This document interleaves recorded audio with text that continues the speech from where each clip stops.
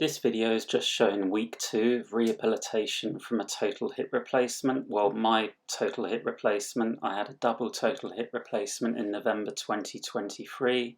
The first bit of a video just shows simple exercises, and really from week 1 to week 2 it was a movement more from sitting to standing exercises, and also doing the stairs as well with more confidence. One thing I would say in week 2, probably using a sock aid, and there's a separate video for this, is absolutely vital.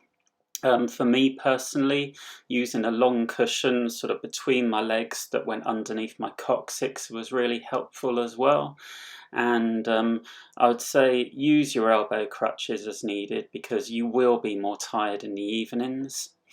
This bit of a video just shows a sort of step 2 gait, so really doing one step at a time and using the crutch to help assist up and going down.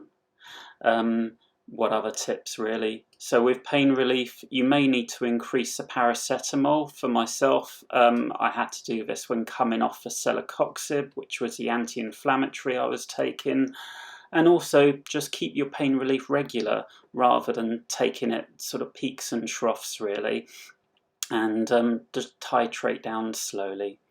The second part of the video just shows sort of as I got more confident with doing the stairs, so just doing, instead of one step at a time, just trying to do them sort of stepping, with one foot on each step, and using the elbow crutch as my confidence increased.